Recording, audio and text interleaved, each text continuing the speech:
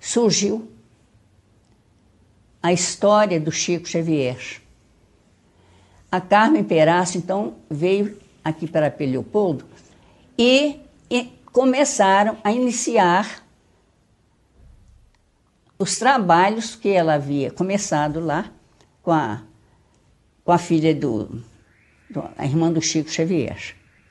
Dali começou, naquelas reuniões, o Chico também, né? Aí mostrou-se como um médium. Era um menino de 17 anos de idade. E, nessa época, então, aconteceu um reboliço total na cidade, porque ninguém acreditava em espiritismo, o povo é muito católico, e daí para cá era gente de toda parte que aparecia aqui em Leopoldo para conhecer o tal do Chico Xavier, que era ainda uma criança. Mas o Chico foi nas reuniões, ele ia sempre nas reuniões, junto com o Carmen Perácio, com os parentes, e ali ele foi melhorando, cada vez mais melhorando. Fazia suas mensagenzinhas, que foram até, muitas foram perdidas, porque na ocasião não ligaram tanto. E tinha um passeio que fazia sempre, lá na cachoeira, ele ia para lá, e um belo dia ele conhece o Emmanuel, aparece lá, naquele lugar. E ele ficou, ele se identificou, falou quem ele era, que era o Emmanuel, que era o guia espiritual dele, e daí para adiante começaram, né, as conversações sobre os livros que ele havia de escrever, e daí para frente ele foi escutando aquelas palavras e fazendo, né, o que podia fazer. Em contato do vovô com a família foi na casa do Chico.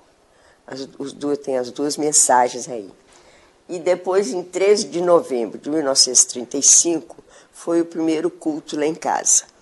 Aí eu via, o Chico ia assim, depois de jantar, ia lá, comia a sobremesa e tal, e depois eles faziam a reunião. Mas eu e meu irmão, crianças, não podíamos ir à reunião, que o vovô recomendou, que não convinha, tal, que precisava que nós tivéssemos mais trato com os livros e tal, e depois, então, é que nós poderíamos frequentar a reunião, né? Então, eu que fazia, nessa mesa mesmo aqui, ficavam conversando, a mamãe, o papai e o Chico, né? E eu saía, ia para o gabinete do papai, onde tem aquelas duas janelas, e arrumava a mesa para a reunião, certo? Limpava e tal coisa, botava bloco, botava lápis, aquela coisa toda, né? E uma noite eu escrevi Boa Noite, em 1938, aí eu estava com 12 anos. Boa Noite. Aí o Casimiro Cunha deu a poesia, que se chama Boa Noite, Minha Filha. Então foi assim que eu conheci o Chico, primeira vez. Depois, quando eu fiquei maior e tudo, eu já participava também das reuniões, né? Nós ficamos internos, eu e o Roberto e tal, a gente só vinha nas férias, tinha aquela convivênciazinha, mas o Chico toda quarta-feira lá, né? Aí um dia, não sei, eu já estava com 14, 15 anos, aí já fomos para a reunião, né? E eu ficava vendo, o Chico escrevia, né? A mamãe numerava as folhas, o papai virava as folhas, ficava ali quieto. Aí eu falei assim, eu também quero fazer alguma coisa. Foi assim que eu comecei a trabalhar. De maneira que a minha vida daqui para trás, ou desde depois que nós viemos viemos para o Rio, para trás, todo dia, quase todo dia, a gente encontrava o Chico. A senhora, então, praticamente teve a sua primeira infância vendo o Chico Xavier. Vendo o Chico Xavier. E depois que eu fiquei até 42, eu fiquei interna. Depois, 43, eu comecei a trabalhar no escritório da fazenda. Fiquei 1 ano em experiência, depois o Chico e eu fizemos prova de habilitação lá na fazenda. Passamos, era auxiliar de escritório e praticante de escritório. Fizemos um concurso, depois fizemos o outro. Aí ficamos sempre trabalhando, todo dia, os dois lá e tal. E aí depois eu vim para o Rio, fiz um curso aí de coisa e fiz prova. Aí é que eu fui nomeada escriturário, que já era mais um pouco, né? Que ano era esse, dona Wanda? Era 43, 44, 45, por aí assim. Que eu comecei a trabalhar foi 43. O Chico trabalhava na Fazenda Modelo com a senhora. Como era a repercussão da época das pessoas que iriam procurar ele? Como o Chico lidava com isso? Ou seja, trabalhando e ao mesmo tempo recebendo as pessoas? O papai punha disciplina, né? Punha ordem. As pessoas iam lá procurar o Chico, ele pedia com muita educação tudo que fossem à noite ao Centro Luiz Gonzaga, que era para não interferir do Chico, né? Entendeu? Uma coisa era uma coisa, outra coisa era outra. Muito bom. Depois ele, na hora do lanche dele, ele ia lá para o escritório que o senhor falou ali na casa, ele ia para lá e escrevia durante a hora de lanche dele. Depois voltava para a repartição. Quais foram os livros que ele recebeu naquele local ali? A senhora lembra? Na hora do lanche, que tinha o famoso sapo que acompanhava ele. Isso, o sapo pulava lá e ficava vendo, né? Foi o que eu me lembro mais, foi Paulo Estevam. Que ficava... A senhora lembra desse? A senhora lembra do Chico indo na hora do lanche? Lembro. Ele ia, escrevia, depois subia aquela escadinha ali, deixava no escritório do papai, na mesa do escritório do papai. Aí lá para as 5, 6 horas, o papai encerrava o trabalho da... Bom, e ele voltava ao escritório. Encerrava o trabalho na fazenda, aí o papai e a mamãe iam ler o que o Chico tinha recebido. Aí o papai ia organizar e tal, guardava as folhas e tal e coisa. Quando o livro estava completo, mandava aqui para a federação. O seu pai que organizou, então, Paulo Estevam? Foi, Paulo Estevam, acho que os outros todos, os 3 também. Todos os livros quase que o Chico recebeu naquela época passaram lá por casa. E o papai organizava quando estava concluído. A gente acompanha muito bem isso nas mensagens de Emanuel, que ele dizia, agradecemos e tal, consideração, tarará, tarará. Quando estiver pronto isso aqui, vamos mandar para os nossos amigos no Rio e tal coisa. A senhora, então, naquela idade, não tinha noção? Não tinha noção. Eu comecei a ter noção assim por causa do vovô, né? Que todas as mensagens dele, ele fazia referência a mim, ao meu irmão, né?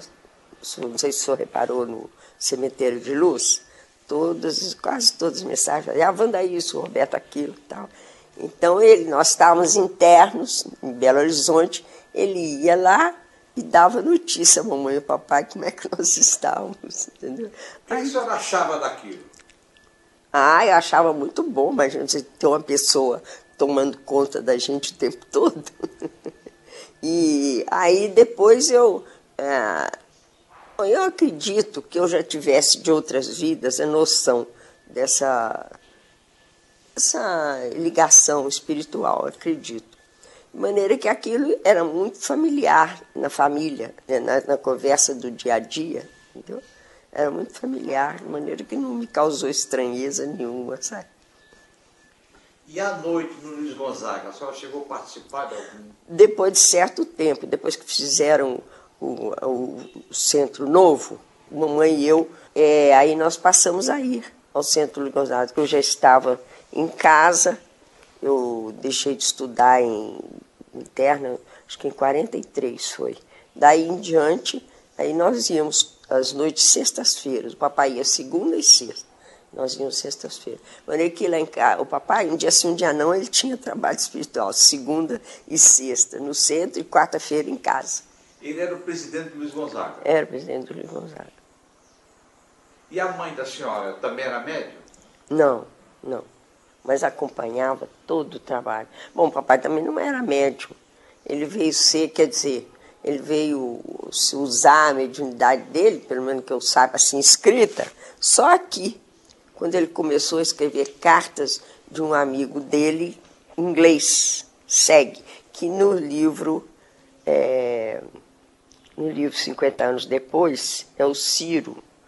No livro Renúncia, é o Padre Carlos. Sabe? E na Inglaterra ele se chamava, o sobrenome dele era Segue. Aí tem umas mensagens dele, mas já aqui, só o papai. Já no Rio de Janeiro, nos já anos no Rio 50. De Janeiro, nos anos 50 em diante. De maneira que essa parte de espiritismo, para mim sempre foi muito natural. Como a senhora avalia todas aquelas obras que foram recebidas na Fazenda Modelo, algumas que a senhora testemunhou?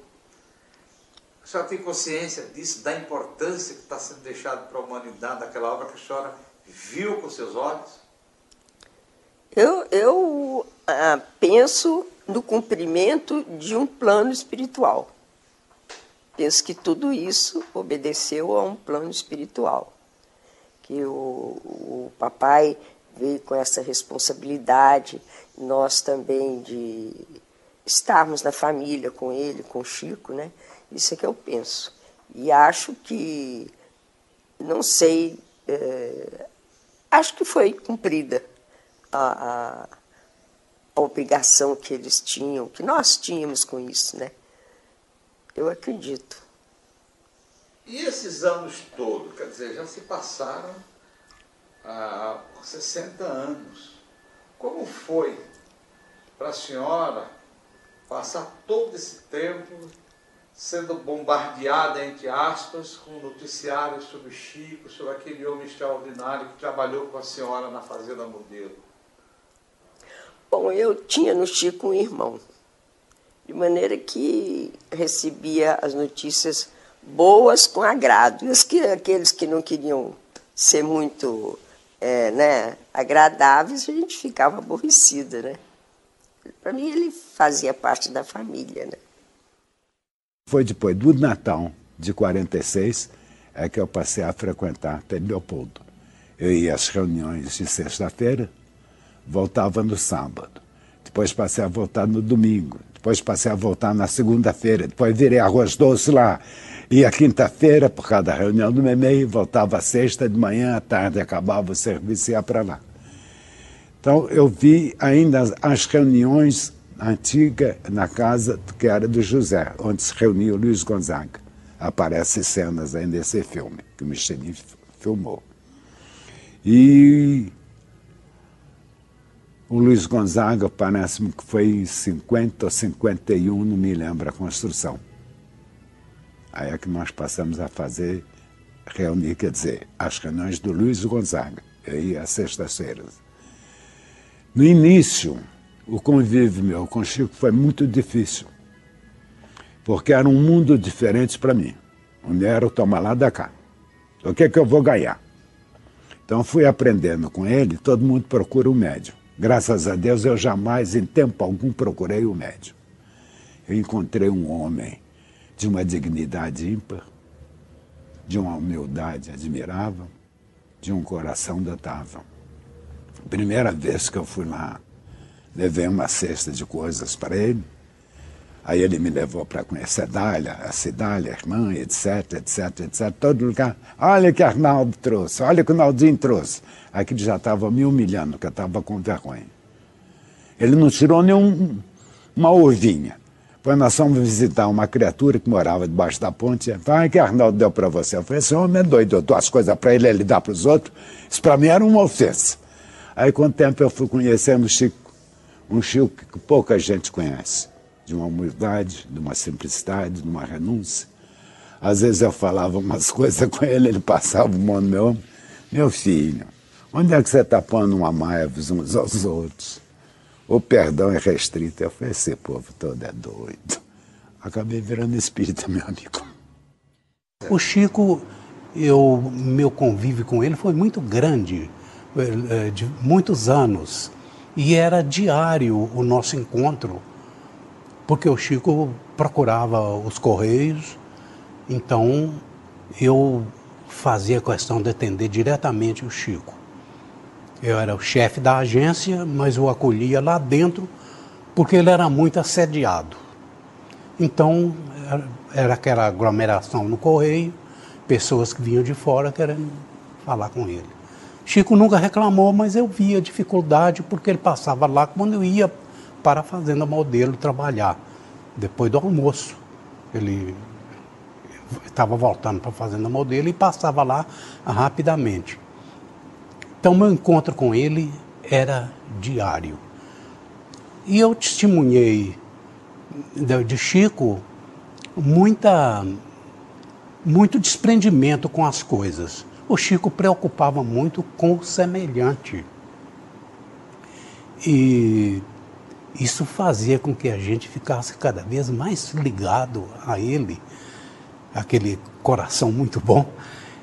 E tive a oportunidade de testemunhar lá no Correio, por exemplo, alguém pedindo alguma coisa, e Chico às vezes ia lá receber correspondência. Quando era dinheiro que alguém mandava, o primeiro mendigo levava. Eu achava isso muito bonito. A cidade sempre teve muito respeito ao Chico. Quando se fez o Luiz Gonzaga, praticamente aquela mesa grande, as cadeiras, foi doado por um moço que mexia com marcenaria, me esqueço o nome dele agora. Quando a gente conseguiu construir o grupo Benê, eu queria botar o nome de Casa dos Espíritos. Chico sacudiu a cabeça. Falei, por quê? Porque o padre, quando sai, aqui é a praça, aqui tem a igreja São Sebastião, anda aqui na rua do Luiz Gonzaga, na terceira rua, entra, acho que chama Benedito Valadares, era o Memei. As procissões em Pedro Leopoldo sempre corria a primeira cidade toda, no centro. Esse padre que estava lá no momento, ele fazia a questão de passar, parar na porta do Luiz Gonzaga, falar o que ele aprovava, né? Depois caminhar até o Memei para falar o que queria. Então Chico, não, meu filho, mas então vamos botar a casa de Kardec. Não. Vai ser Memei, ele que falou. O povo aceitou, eu calei minha boca. Então havia muito respeito. O povo todo gostava de Chico. Naquele tempo ainda funcionava a fábrica de tecidos. Então muitas vezes a gente voltava após a reunião, 2 horas, 3 horas da madrugada, onde Chico trabalhou também quando menino. Daí ele ter ficado tuberculoso, com 16, 17 anos e parou de trabalhar. As moças via Chico, corria para conversar com ele. Todo mundo lá tinha muito respeito pelo Chico. Ele lá ia para a fazenda, esse dia sozinho e a pé, com muita dor, sabe? Com muita dor.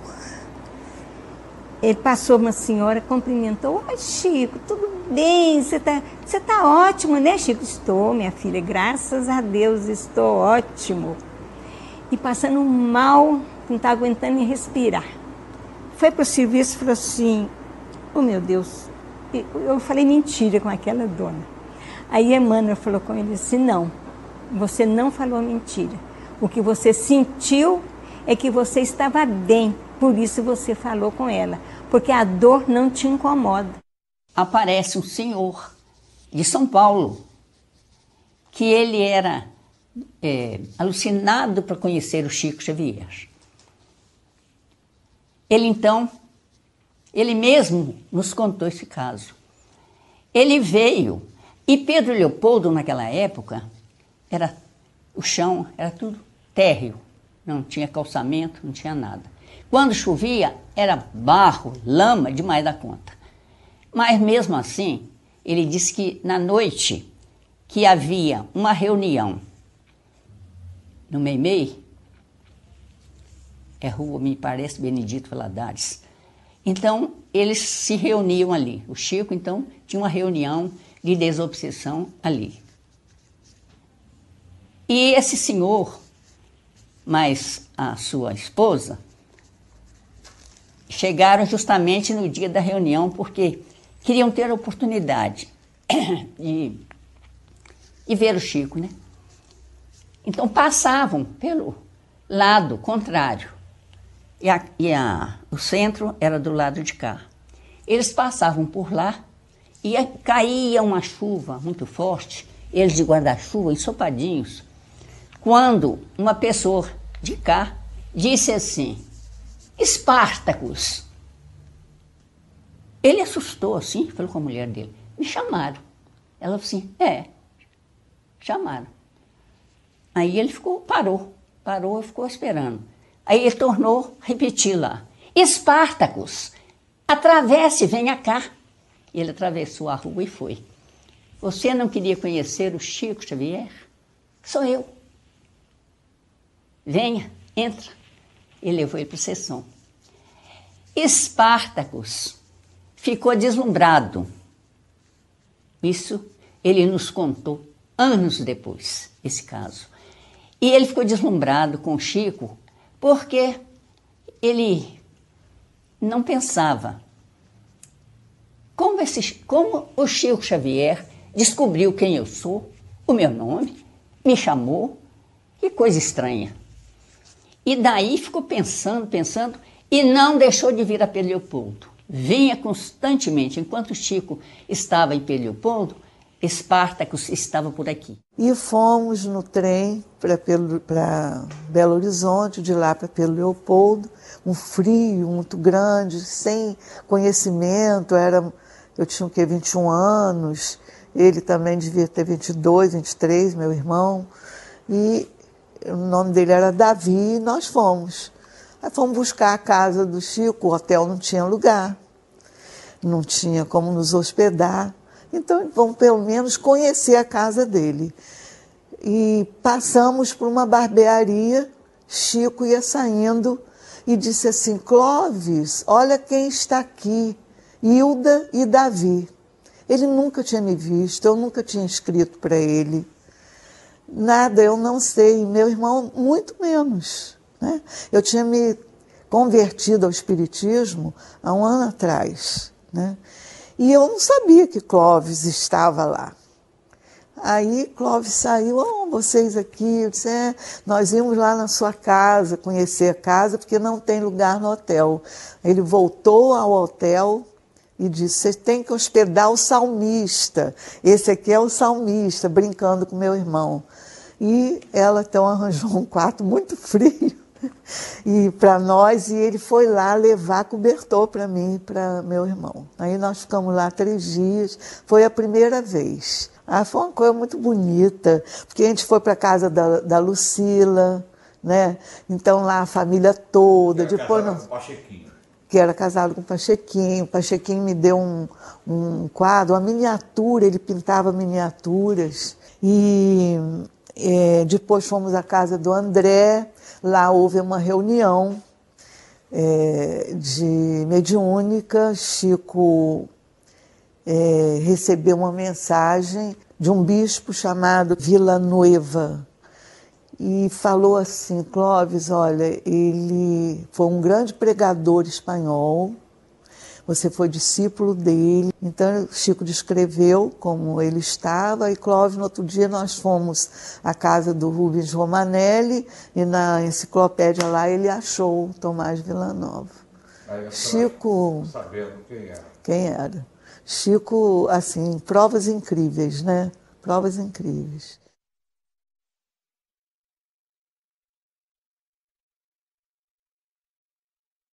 Quando Carlinhos nasceu, antes dele nascer, nesse período, depois que eu fui passar a lua de mel com Clóvis lá, ele disse que o Santos Dumont viria como filho e que a Nina também queria vir como filha. Então a gente recebeu aquela notícia assim, né? Lá ficamos assim muito empolgados, felizes, e Carlinhos nasceu em 56, a gente casou em 54, ele nasceu em 56, e a gente não sabia. Nasceu com muita saúde, nasceu muito bonito, muito alegre. Ele foi uma criança assim que aproveitava de tudo, mas ele se impressionava muito com o urubu voando, com as aves voando. E Chico disse, ele é o Santos Dumont Liu, né, que você e Nina alimentaram. Não nos falou nada. Quando ele teve uma queda de um carrinho de 40 centímetros de altura, Chico e Dona Ivone Pereira disseram que para ele era uma altura muito grande, não era de um carrinho. Então, no subconsciente dele ainda estava a questão do avião, do suicídio, né? Então, dali ele adoeceu com 9 meses e meio. Já estava dando os primeiros passos, já falava papai. Então, Chico então revelou a Clóvis que ele tinha dito, se despediu de Chico e disse que ele ia ter a infância dele e ele ia morrer cedo a pedido dele e que ele ia ser uma criança muito doente. Quando nós dissemos que Carlinhos tinha muita saúde, Chico disse, bem, os espíritos então não deixaram. Né? Ele pediu, mas ele não foi atendido. Com 9 meses, então, realizou o que ele avisou a Chico, que ele viveu até 17 anos. Mas a saúde espiritual dele era tão grande que não foi, né? E também a minha parte genética também não colaborou, né, para que ele nascesse com algum problema. Ele, às vezes, mostrava alguma carta. Essa aqui, por exemplo, está pedindo número de loteria, o número que vai dar. Vê se eu posso fazer isso, Ismar. Eu não sei. Se eu soubesse, às vezes eu podia pedir para meus irmãozinhos necessitados. Ele pegava nela, ele passava a palma da mão, ele pegava, olhava a correspondência. Porque o Chico tinha uma correspondência diária. Ele tinha um parceiro em Uberaba, um estudante de medicina, por nome Valdo Vieira. Eu não conheço pessoalmente o Valdo Vieira, não pude ter essa alegria de conhecer. Acho que ele ainda é vivo, deve ser médico. E o Chico trocava correspondência com ele. O Chico fazia o trabalho mediúnico e ele também, o Valdo lá em Uberaba. E aí trocava correspondência. Então o Chico ia lá, um envelope para carta aérea, envelope tamanho ofício, ali ele levava a correspondência que era para o Valdo, já tudo prontinho, até selado. E levava um telegrama, muito grande o telegrama, 2, 3 folhas. O telegrama também para Valdo. Então ele deixava essa correspondência, ele levava pessoalmente, porque as outras correspondências eram enviadas depois, através do Centro Espírita, né?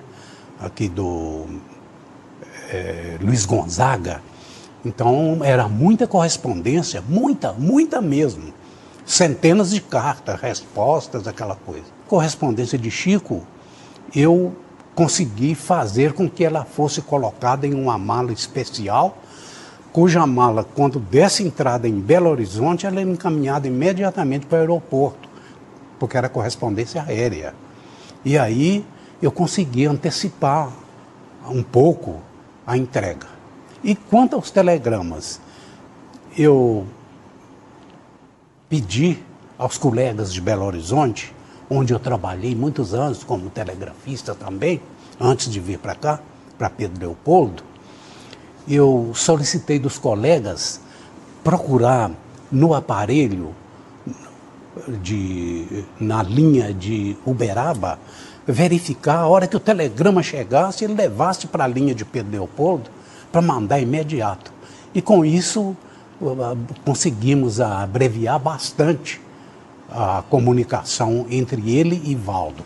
Diariamente, de segunda a sábado, era um telegrama e uma carta dele para Valdo Vieira e de Valdo Vieira para ele.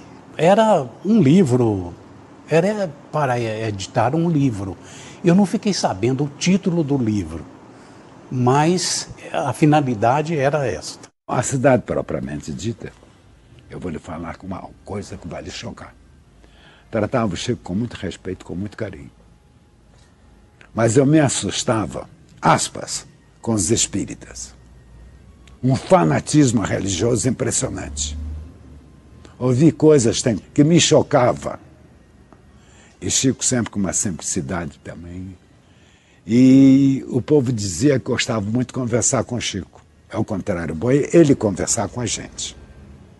E ele respondia aos outros. Uma vez ele deu uma resposta a uma criatura. Nós íamos saindo. Por que você não falou a verdade? Mas, meu filho, ele está com a fantasia na cabeça. Não serei eu que vai tirar a fantasia da cabeça dele. A criatura se dizia a reencarnação de Pôncio Pilatos. Companheiro espiritista respeitado aqui dentro do estado de Minas Gerais. Durante anos atuou nessa casa aqui. Eu falei, meu filho, ele está com a fantasia na cabeça. Ele dizia assim, o espírito de Emmanuel. Nós falamos, Emmanuel, André Luiz, Bezerra, ele dizia, o espírito de Emmanuel, espírito de Bezerra Menezes. O espírito de Emmanuel me disse, nós devemos respeitar a fantasia dos nossos amigos. Chama-se Lei de Liberdade, 11º capítulo da 3ª parte das Leis Morais do Livro dos Espíritos. Isso eu cansei de ouvir. Então eu ouvi as coisas mais tolas possíveis. Gente se ajoelhar no chão para abraçar Chico, para beijar Chico. E ele dava aquela clássica resposta de Pedro para o centurião. Levanta que eu também sou homem. Isso eu cansei de ouvir na minha vida. Levanta, meu filho, que eu também sou homem. Então eu vou me ajoelhar perto de você.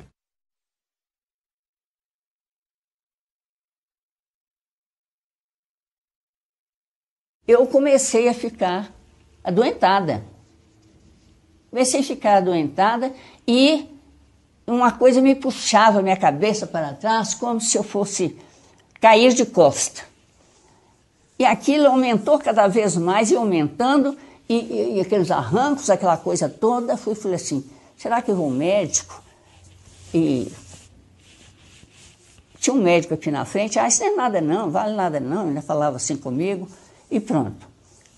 Eu fui, falei com o meu marido, falei com ele assim, eu vou, é no Chico Xavier.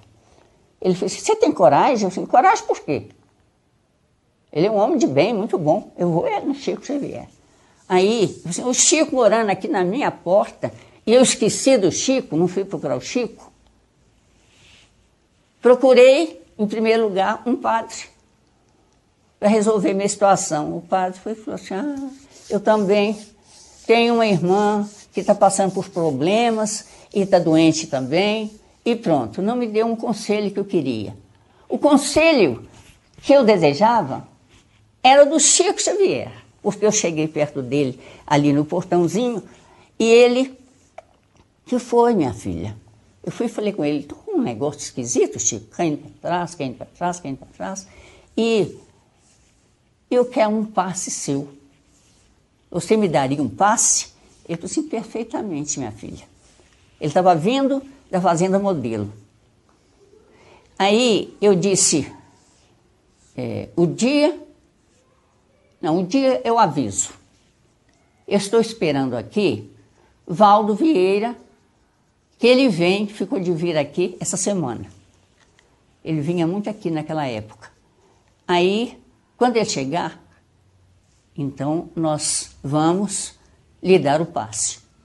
Aí na outra semana, uma segunda-feira ou terça-feira, me parece, a moça veio aqui bateu na porta, a secretária deles lá, e foi e falou comigo, o Chico está lhe esperando.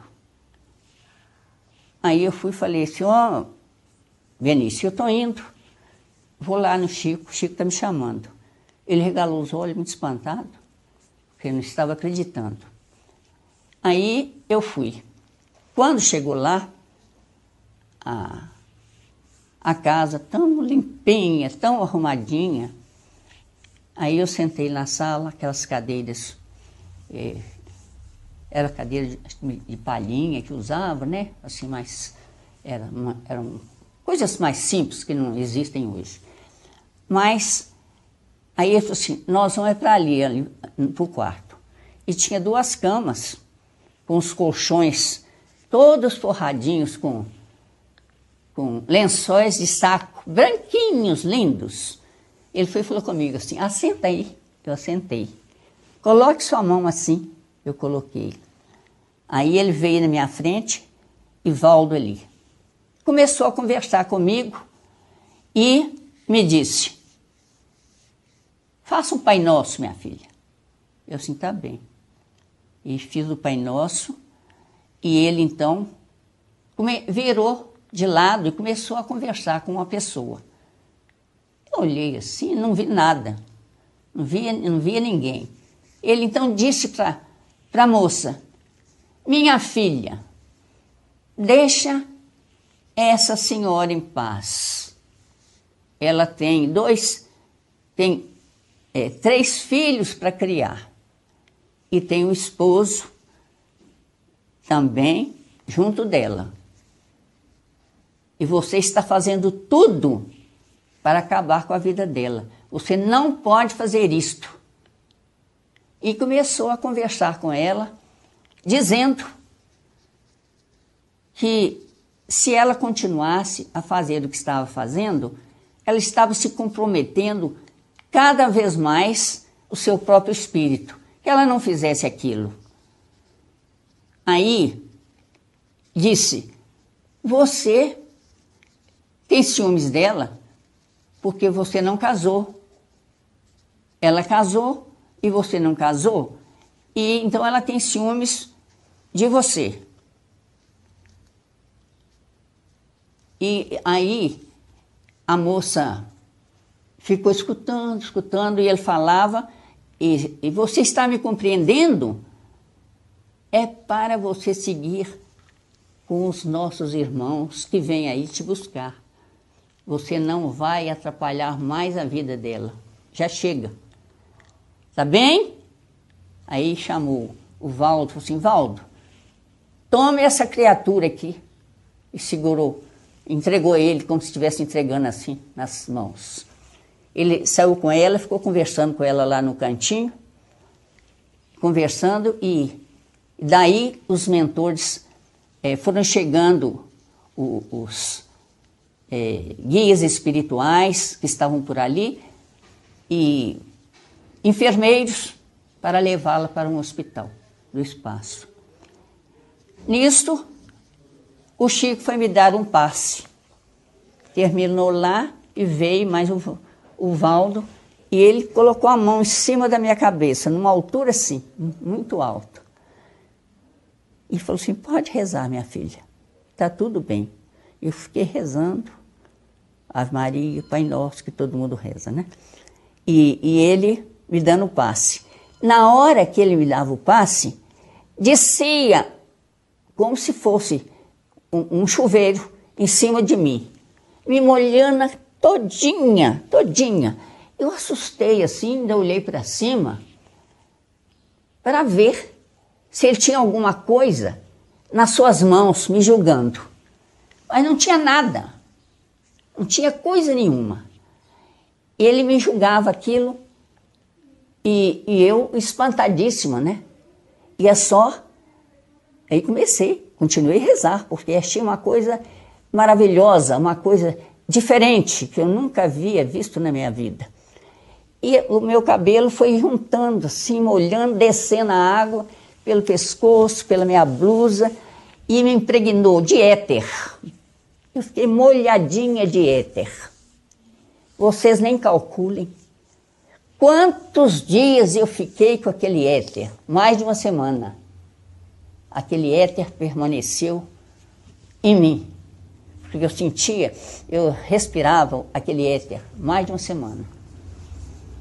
Aí, terminando, ele disse assim: ó, quando você chegar em casa, coloque um copo com água, tira lá na talha, põe um copo com água, que eu vou fluidificar. Não é aqui em casa, não, na sua casa. Era dali até aqui, né? Aí, eu perguntei: tome essa água, assim, eu posso tomar um pouco e posso colocar o resto dentro da talha para que todos da minha casa também participem? Ele falou assim: pode. Aí eu vim para casa, todos queriam saber o que tinha acontecido, mas eu falei assim: agora não, estou ocupada. Fui lá, botei a água perto da talha, enchi o copo e fiquei esperando. Uns tantos minutos que ele disse, fiquei esperando. Aí, quando eu vi que o tempo tinha passado, eu tirei a metade da água, joguei dentro do filtro e tomei o resto. Olha, minha gente, foi uma coisa maravilhosa, porque não caí mais, não deu mais um puxão na minha cabeça para trás e eu fiquei boa.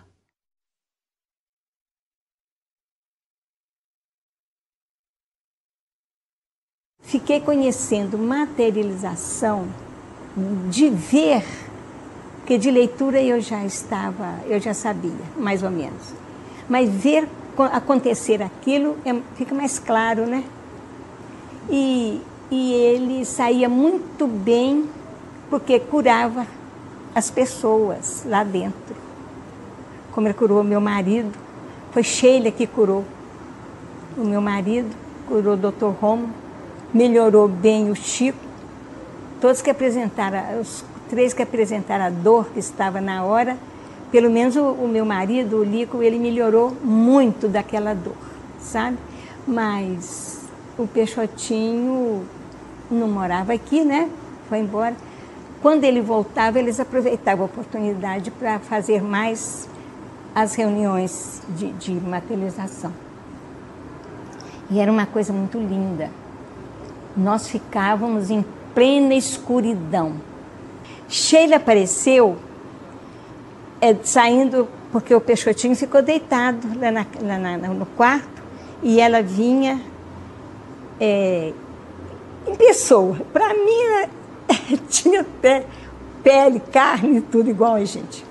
E veio com uma ânfora, não chama ânfora, um objeto que carregava perfume em tempos passados, muitos anos atrás, né? Ela veio como daquela e jogou no rosto do Lico. E respingou no paletó. Eu que lavava e passava a roupa dele, lógico.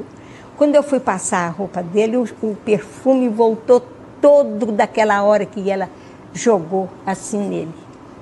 Eu conversei com ela mentalmente, para não chamar a atenção das pessoas, que estava todo mundo louco por uma palavra dela, né? E eu pedi ela mentalmente que me contasse por que eu estava com aquela flor na mão. Eu não vi de onde que veio essa flor. Ela falou: é uma filha sua que vai nascer, mas está com muito pouco tempo de gestação. Mas ela veio aqui e trouxe a flor para você, porque você precisava saber a origem dos vômitos, das dores de cabeça e tudo, que você está com ela. Ela vai nascer, Silvia, né? E ela é muito meiga, muito boa. Esse espírito que vai chegar na sua casa é muito meigo, muito bom e tal. Chico falou assim: aproxima, Zé Grosso. Você falou: não, eu sou muito feio. Eu não vou aparecer, não. Só você, porque você me conhece. Ficou por isso mesmo. Veio um outro rapazinho e falou uma outra coisa com o Chico também, que essa não me lembro. Passou mesmo, porque também naturalmente não era para falar, né?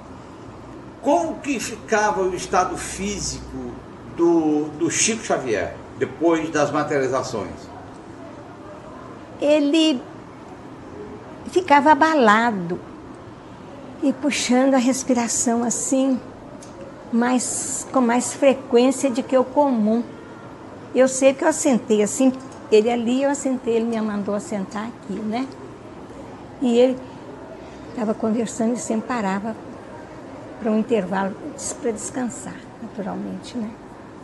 Eles ficavam, nós todos ficamos, todo mundo ficou diferente. Na casa de André, as primeiras manifestações eram exclusivamente efeitos físicos. Coisas andando no ar, volitando. Depois começou a haver uma semimaterialização. A gente, para ver, tinha que acender uma lâmpadazinha. Então, como era na casa do André, a luz da cozinha a gente deixava acesa, que ficava um pouco. Então, a gente só via assim, o rosto da pessoa, quando acendia a luz. Com o tempo, fomos vendo materializações perfeitas. Depois elas eram escuras, opacas. Depois elas se tornaram luminosas. Foi a que mais me chocou, foi uma vez que Memei se materializou. Eu estava sentado num banquinho, e Memei usava uma cabeleira muito grande. E ela, como mulher, tinha um defeito anatômico. O coração não era do lado esquerdo, ficava abaixo do externo. Na hora que ela materializou, eu falei, vou ver se essa história é verdade. E abaixei para botar o ouvido no externo dela. Aquela cabeleira caiu de me cobrir a cara. Eu falei, não, meu filho, era o corpo que tinha um defeito, esse aí não tem defeito, não. Isso para mim foi uma coisa mais notável. Então nós fizemos mais ou menos uns 2 anos de materialização. A última, Peralva até estava presente, nós nos reunidos na casa de André. Uma porta tem mais ou menos 1,90 m, 2 metros, não uma porta ali, aquela porta ali, por exemplo. Emmanuel devia ser um homem de 1,90 m, porque olhando assim dava mais ou menos um palmo para a cabeça deles encostar na porta. Homem forte, voz clara, autoritária, suave, bonita, parece um paradoxo, né? Um letreiro luminoso enorme. Na hora que ele levantou a mão, caiu assim os panos, a gente vê que era o braço de um homem forte. Chico era pequenininho, espírito de 1,90 m mais ou menos.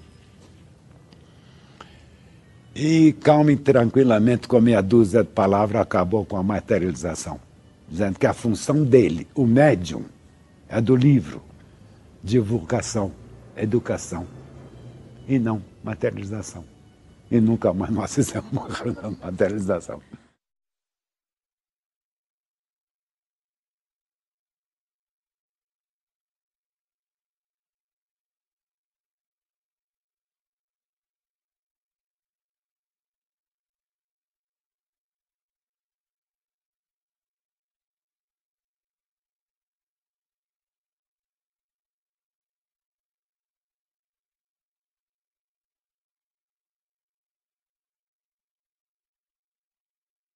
Eu vou te dizer uma coisa, quando eu vinha para Pedro Leopoldo, que eu comuniquei com a minha família, então a minha mãe falou comigo, falou, Ismar, lá em Pedro Leopoldo tem o Chico Xavier. Dizem que o Chico Xavier até é espírita. Quando se falava em espiritismo lá na minha região, o povo assustava. Porque o espiritismo era assim como se fosse uma coisa horrível para praticar o mal, sabe? Parecia que era um inferno, sei lá o que era. Então minha mãe só me alertou, falou, lá em Pedro Leopoldo tem o Chico Xavier. E você sabe o que você vai fazer. E eu falei, não, mamãe, não tem problema não, eu sou fiel. E o tempo passou. E eu fiz essa amizade com o Chico, muito amigo do Chico. Mamãe vinha visitar a gente. Sempre que podia, vinha. Eu ainda solteiro até. E mamãe chegou, falei, mamãe, a senhora vai conhecer o Chico? Ah, não quero conhecer o Chico, não. Falei, a senhora quer conhecer? Sim, a senhora vai conhecer. Aí, na hora que o Chico chegou, chamei minha mãe, apresentei, o Chico abraçou a minha mãe, muito emocionado. Mamãe chorou. E mamãe passou a admirar muito o Chico.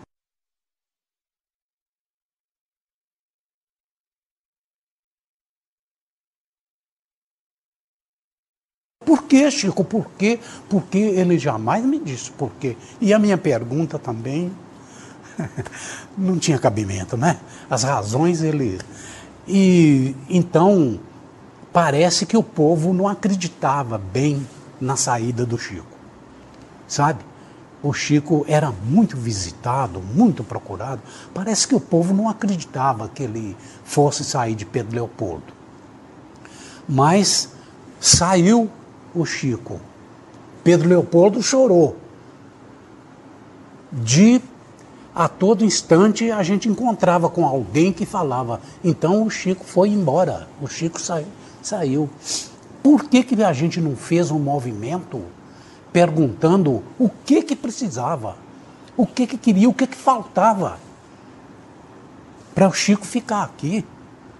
Então a gente ia apelar à população, o comércio, a indústria, os poderes públicos, mas para segurar o Chico aqui.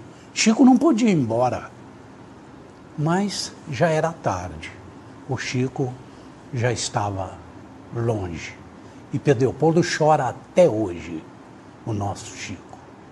Aquele Chico, todo cheio de humildade e de esperança. Como um neném de 6 meses fica sem mãe e não tem quem olha. É o que eu sentia quando ele foi embora. Eu falei com ele assim, ô Chico, por que você vai embora daqui? Você é filho, muitas vezes, de Pedro Leopoldo. É nosso amigo, tem nos orientado tanto em tanta coisa que a gente não sabia. Ele falou, minha filha, só na espiritualidade que vocês vão ficar sabendo por que eu vou para o Uberaba. Achei aquilo muito importante. Eu conheci um homem pela dignidade, a integralidade, a moralidade e um verdadeiro cristão. Eu conheci um homem, Francisco Cândido Xavier.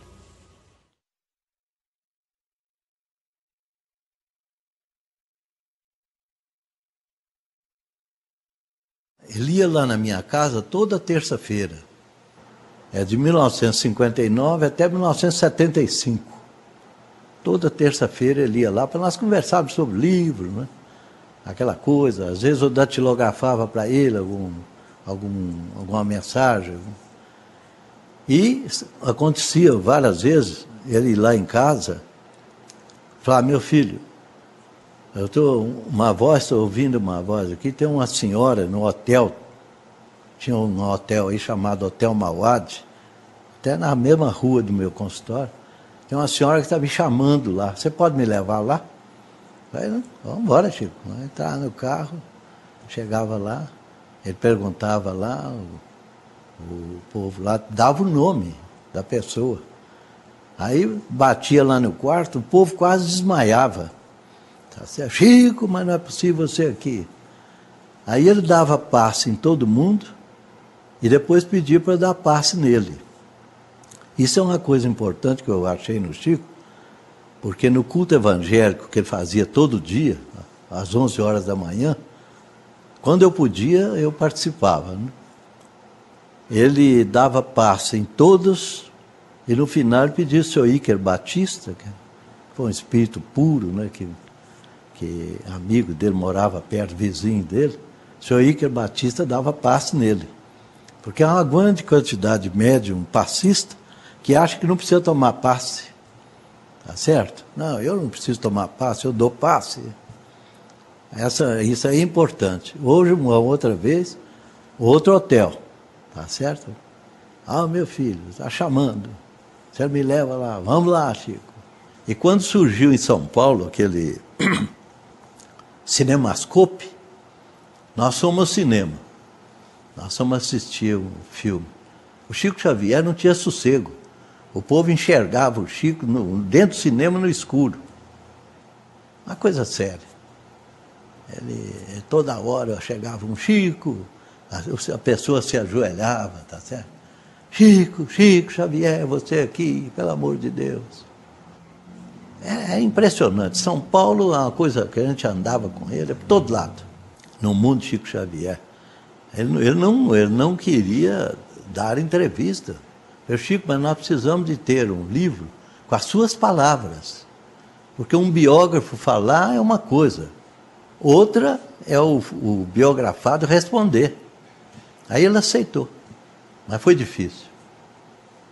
A humildade dele era demais. Eu tive um caso de uma moça que o médico receitou para ela um anorexígeno, quer dizer, um remédio para tirar o apetite.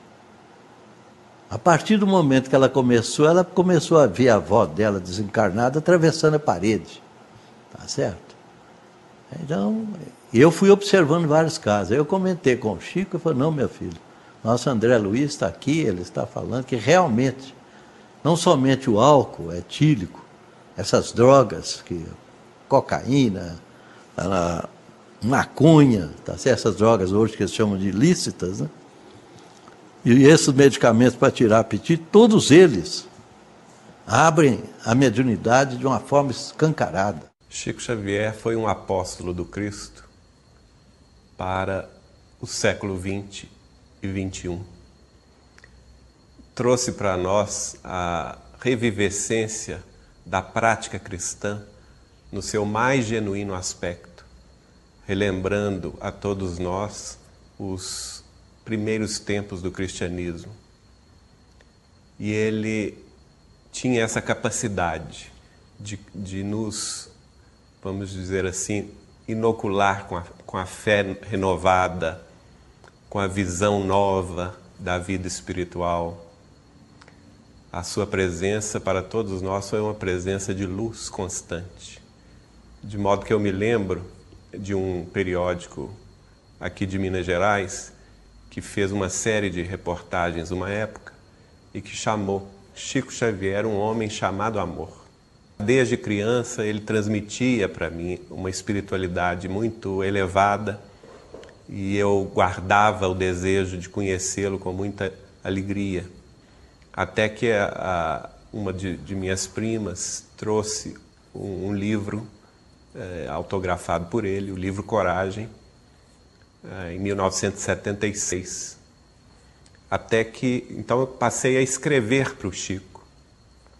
Inicialmente, eu não me identifiquei, nem pus remetente, mas expressava nessas cartas toda a gratidão que vinha na minha alma a respeito dos livros que eu estava lendo. Em 14 de outubro de 1981, em São Paulo, eu tive então a ocasião de abraçá-lo pessoalmente. E eu me lembro bem que foi uma reunião extremamente longa, começou às 8 da noite e foi até a manhã do dia seguinte. Quando as pessoas já tinham ido embora, restávamos poucos, minha tia então me chamou, vamos então abraçar o Chico. E eu fui todo satisfeito. E na hora que ela foi me apresentar a ele, ele se dirigiu a mim pelo nome.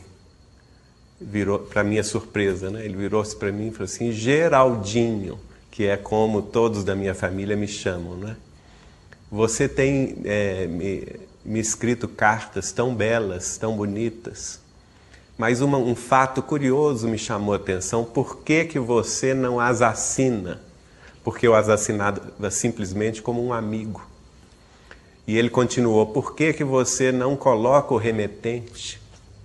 Eu fiquei sem fala na ocasião, a emoção foi muito grande.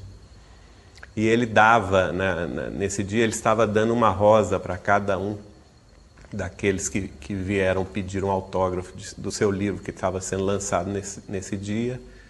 E ele pedia, tinha umas senhoras ajudando, dando as rosas para ele. Ele então pede licença a essas senhoras e fala com elas: olha, para o neto de Carmen, que é minha avó Carmen Machado, aqui de Pedro Leopoldo, eu não posso dar uma rosa só. E pegou o buquê inteiro e me deu. Eu só podia chorar de emoção. E ao despedir-me dele, abraçá-lo, beijá-lo, ele então me convidou: vá a Uberaba conversar comigo. Quando o Chico foi para Uberaba, Uberaba não é o que é hoje, era mato onde o Chico morava. E as casas, se é que a gente pode dizer que fossem casas, eram verdadeiras taperinhas. Tinha algumas que a gente precisava se abaixar para poder entrar. Ele ia lá, ele dividia o pouco que ele ganhava, ele dava um envelopinho para as pessoas, lia uma mensagem, e como as pessoas que iam visitar o Chico levavam arroz, feijão, aquele mantimento, então, e sacolas que eram distribuídas por essas pessoas. E durante essa peregrinação, eu não saía do lado do Chico, sempre abraçada a ele, né? E ele ficava com o lenço na mão. Quando terminava, ele me devolvia, o lenço estava encharcado de um perfume que eu guardava numa caixinha e que esse perfume durava de 3 a 4 anos, talvez até mais. A gente abria a caixinha e tinha um perfume.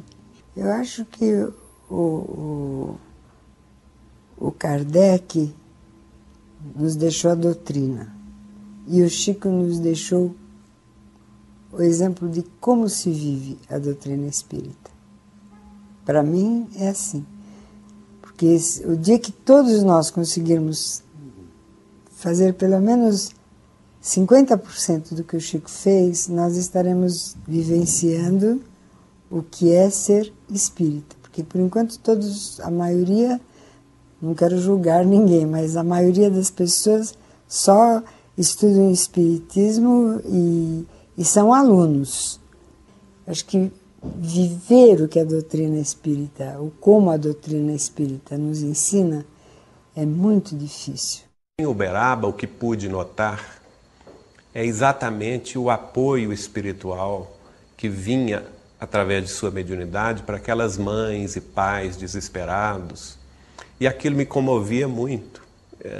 Fui testemunha de cenas extremamente comoventes. Muitas das vezes chorei junto com aqueles familiares que estavam ali recebendo notícias pela primeira vez dos seus entes queridos que haviam partido para a espiritualidade.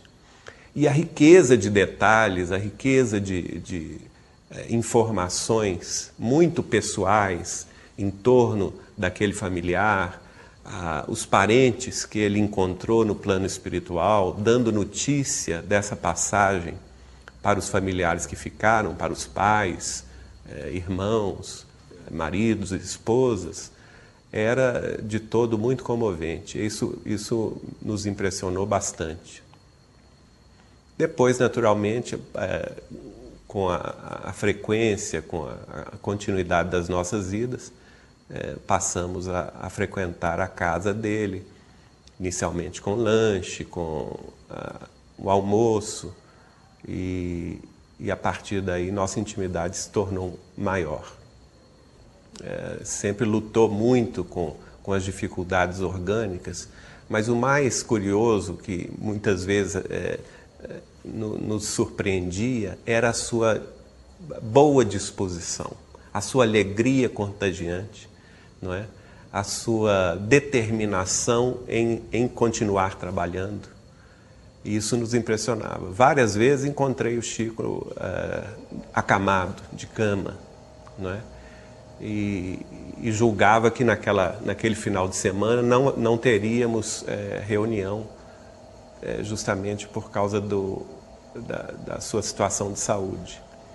E, no entanto, uma hora e meia antes da reunião, ele se levantava e parecia outra pessoa, extremamente bem disposto e decidido a servir mais uma vez em nome de Jesus.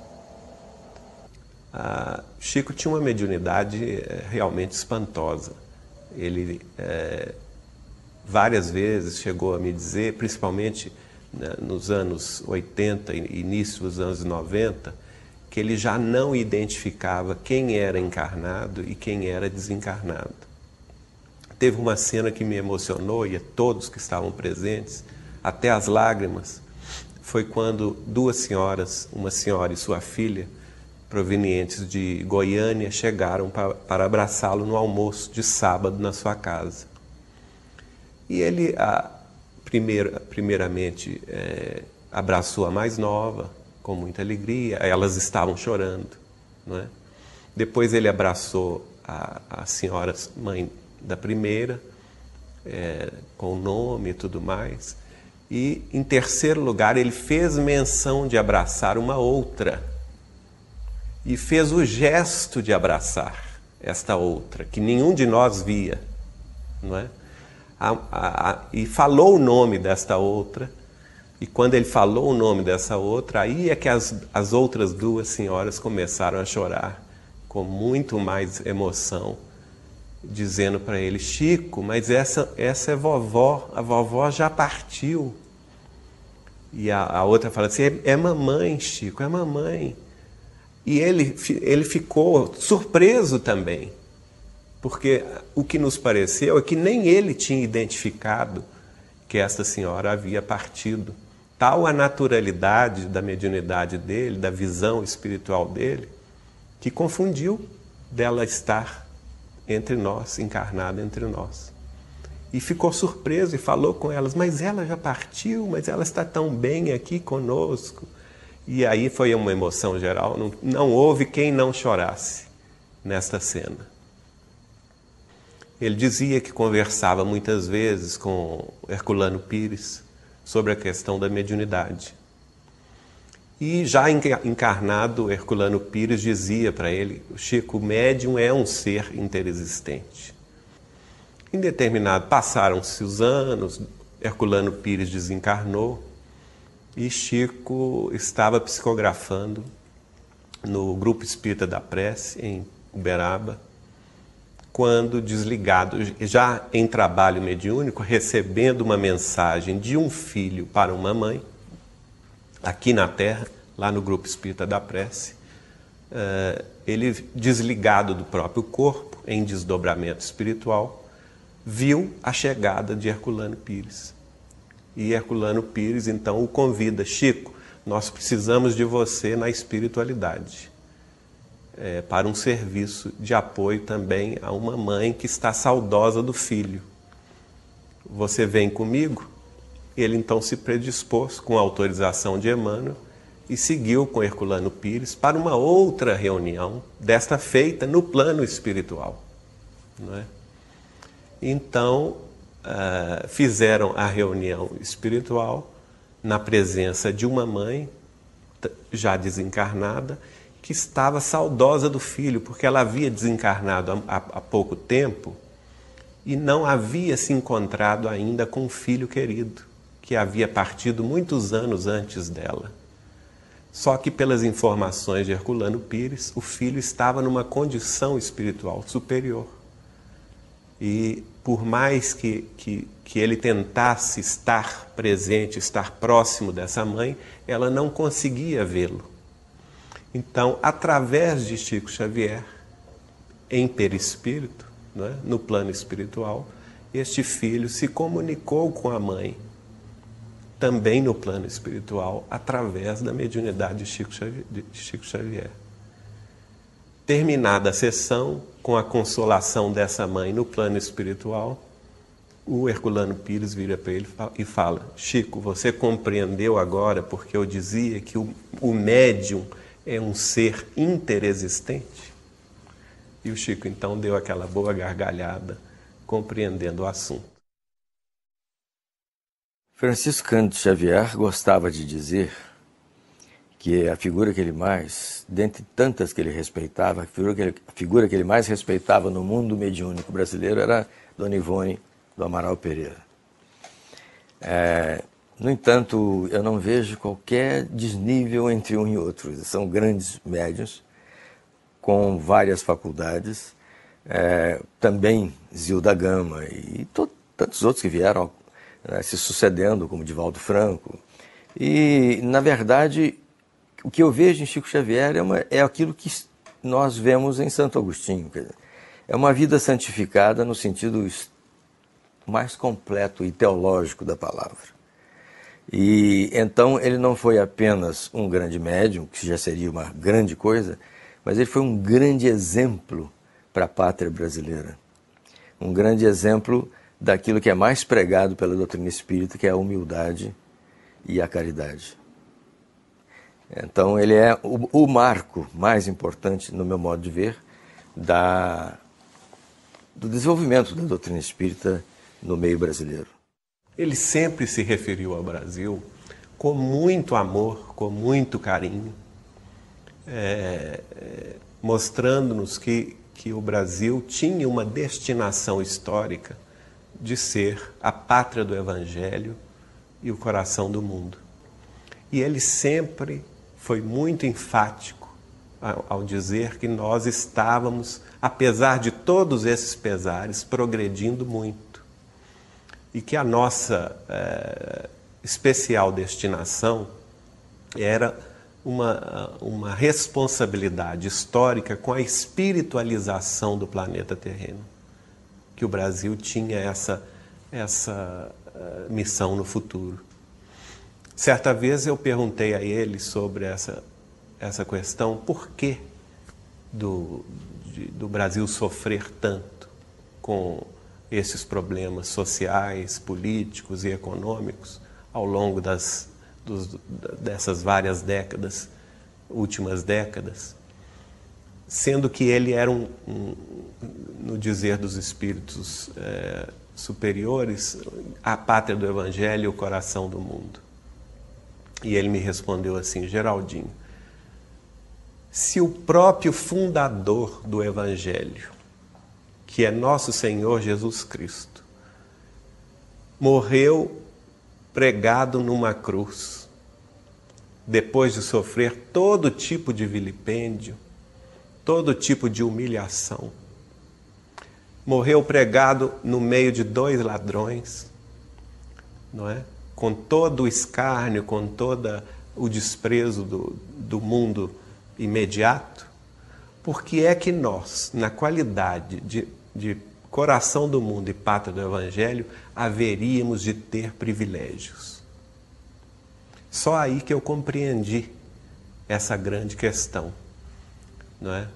E pude internalizar em mim essa responsabilidade que nos cabe a todos, como espíritas cristãos, como seguidores de nosso Senhor Jesus Cristo, de transmitir àqueles que nos rodeiam um pouco de paz, de concórdia, de amor, que isso que o Chico nos exemplificou com mais retidão, com mais eficiência.